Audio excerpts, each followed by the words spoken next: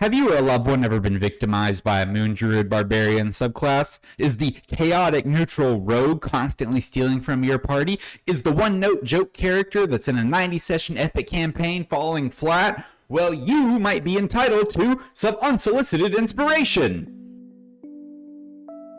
I'm Dungeon Driven. I want to talk about today what makes a good player character.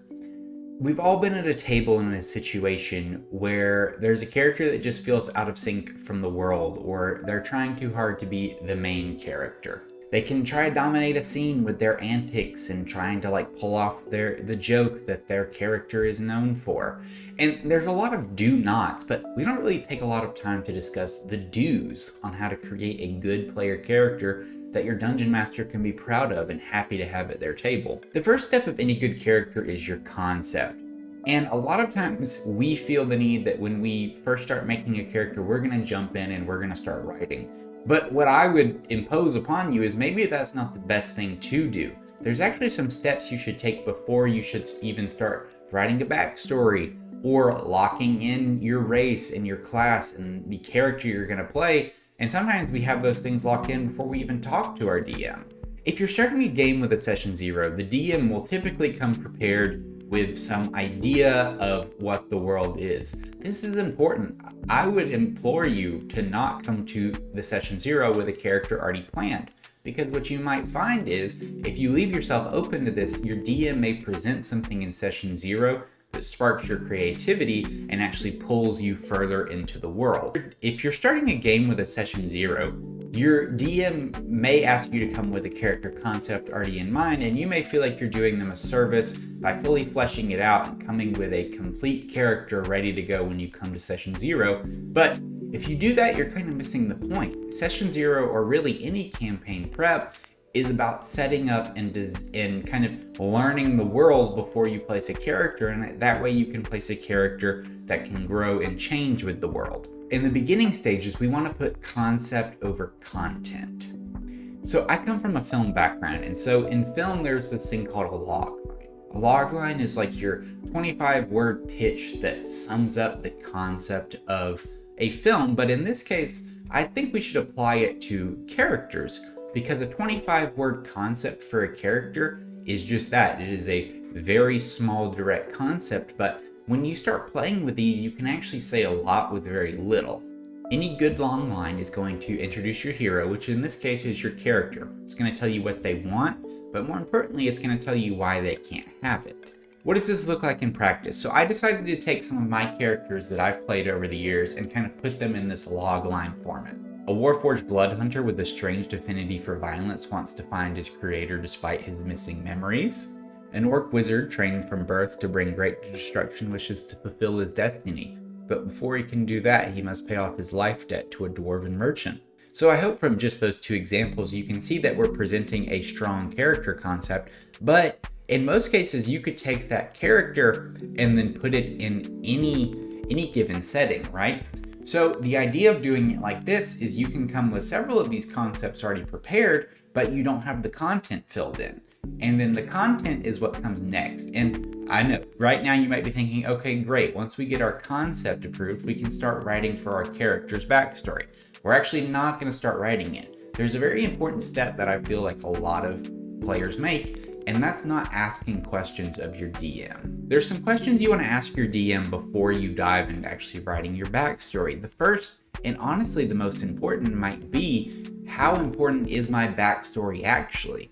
Now I know that this can be strange because we kind of come in this new age where we all have this idea that every character is going to get their personal arc, that everyone's going to get the spotlight and share it, but that's not always the case because the campaign may not be designed in that way, especially if you're playing something pre-written that has a storyline.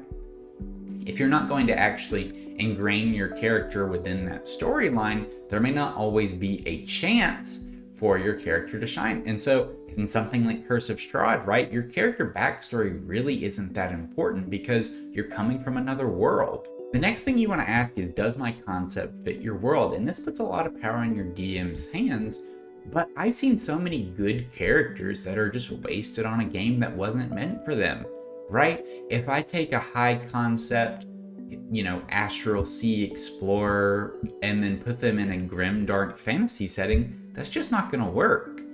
A great example of this is if you are going into this heavy political intrigue campaign, but you've had in your mind, well, I'm going to play a bard, so you kind of play this almost like pop star-esque bard. Those two things don't necessarily mesh, and that's not to say that that character is not good, but they just don't mesh in the game in which you're playing. And what we're doing here is that we are building our character, but also bringing our DM into the process on that. The more your DM knows and understands your character, the better they can craft the game to include your character and share that spotlight with you. And we're almost to the part where we want to start thinking about backstory. So here's just a couple questions that I would say you need to ask your DM, and these go for any character.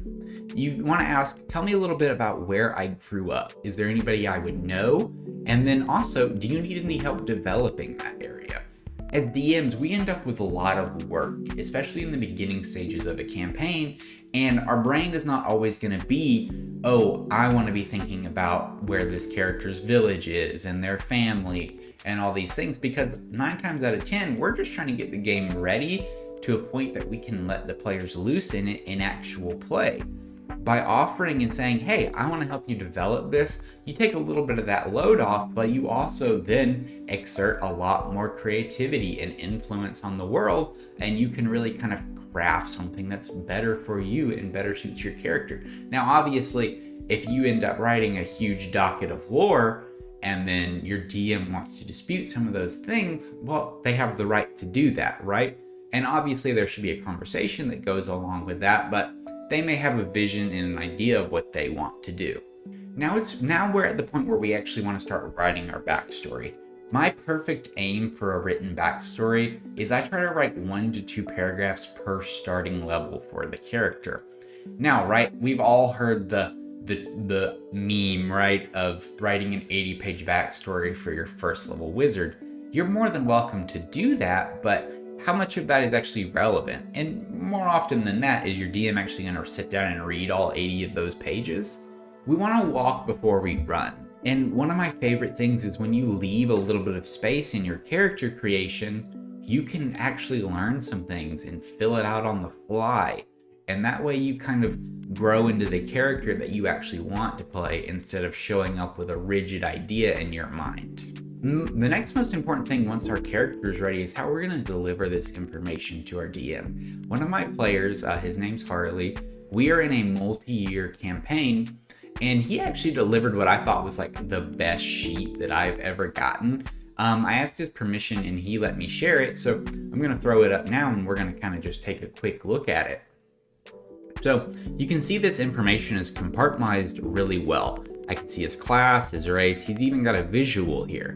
And then we jump straight into the backstory. We started at level 3 at the time that this was turned into me, so what I find here is just 5 solid paragraphs worth of world building for me to play with. I learned about his parents, his uncle, his upbringing, and the last paragraph is actually something that I wrote and sent to him to kind of bridge the gap between his backstory and where the game actually starts, and he actually added it to his sheet. And so see, what we've done here is we're already setting up his character arc and his develop. We're going to move from a rich boy with mommy and daddy issues to this kind of suave ranger. Another thing that I thought was really nice that I kind of referenced frequently throughout the campaign is he's actually got descriptions of his family members down here at the bottom. So when I decide, hey, I want to surprise you with these characters and have your parents show up, I don't have to then say, hey, oh, I want you to describe your characters. I can actually lead in with the description that he actually wrote for me and say, and so that way in his mind, he knows who it is before the other players, and he can kind of let that emotion build for himself. Now, that's not to say Harley is a very talented writer, and we're not all full-time creatives. We can't all be really good writers, but even just a little bit, putting in some of this effort and some of this work is going to help you out a lot, and it's going to help your DM out even more. Obviously, we didn't even touch on building a character mechanically, because that's not what this video is about. A character your DM can be proud of isn't really about clever combos or unique mechanics. It's about creating a character that meshes and integrates well with their world. it gives everybody a chance at the table, the chance to spotlight one another and kind of build this very collaborative experience. So the next time you're building a character, think about what the log line for that character is. Ask your DM some questions, run your concepts by them, even bring 2 or 3 and kind of let them help pick. You can even share them with your party and let them help. From there, right, we want to kind of create a small backstory that gives us room to grow and fill in and lets the DM have a chance to kind of flex and maybe give you something in the process. So that's it for this episode. If you liked this video, go ahead and give it a like. And then what I would love is if you want to get a little bit of practice with this, take the character you're playing now and conceptualize them into a log line in the comments below. I love to see what you guys are working on, and I also don't mind to give some tips and tricks where I see them. So, as always, I'm Dungeon Drew. Happy rolling, and until next time.